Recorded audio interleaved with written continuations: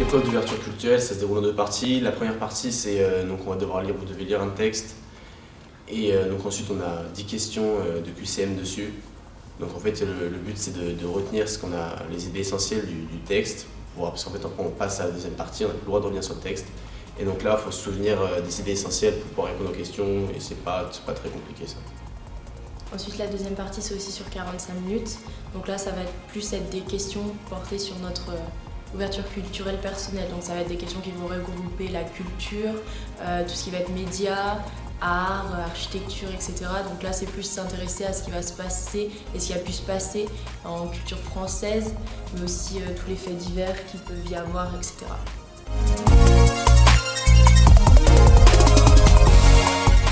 C'est pareil, un peu, faut regarder les questions en fait, puis, parce que la culture générale, on va pas refaire notre culture en 2 mois, donc c'est vraiment, faut réfléchir un minimum un peu aux questions, et puis on regarde les réponses, et faut pas hésiter à cocher celle qui nous semble vraiment la plus cohérente, quoi. Et des fois ils font des références à des films ou des personnages célèbres que du coup on a un minimum quand même déjà entendu parler.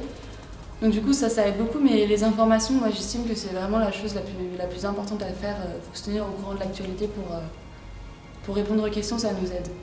L'ouverture culturelle, je me suis inspirée des questions qu'ils avaient posées dans les anciens examens, et j'ai aussi été plus attentive à l'actualité. L'épreuve de culture générale, c'est difficile de réviser parce que c'est quelque chose qu'on acquiert de notre plus jeune âge. Ouais. Donc moi je sais que j'ai quand même fait quelques QCM juste pour voir le niveau et voir si je pouvais apprendre 2 ou 3 trucs. Donc c'est vrai que j'ai révisé l'histoire de France, la mythologie, mais ça c'est parce que ça m'intéressait, et 2-3 points comme ça que je pensais essentiels.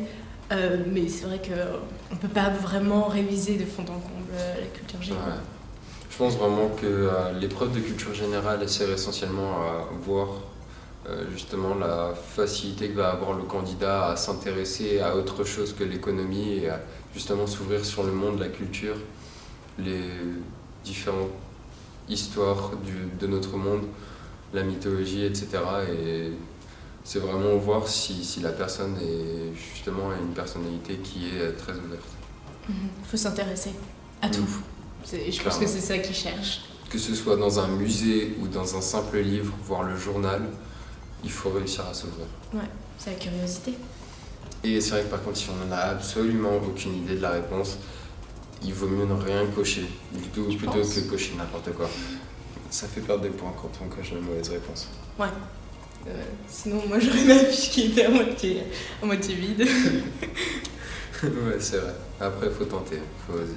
Je pense que le plus important aussi, c'est quand même de regarder les informations, ou alors juste s'abonner sur son téléphone. Ça prend vraiment pas longtemps, on reçoit vite de l'actualité, etc. Juste se tenir au courant de ce qui peut se passer, c'est quand même important, ça nous servira tout au long de notre vie. Donc juste se concentrer sur les médias, déjà c'est un bon point. Après, si on peut apprendre nos cours de français ou quoi, moi je sais que ça m'avait quand même aidé. C'est les cours de français, les cours d'histoire, c'est les débats qu'on a avec nos amis, c'est plein de choses qu'on apprend tous les jours et qu'on peut retrouver dans cette épreuve-là, parce que c'est vraiment, ça va de tout à n'importe quoi du coup. Et puis c'est vrai qu'après si on lit les infos, comme il y a beaucoup de thèmes aussi sur l'actualité, beaucoup de questions sur l'actualité, ça aide parce qu'on retrouve des choses qu'on a pu lire dans des journaux ou sur notre téléphone comme tu l'as dit.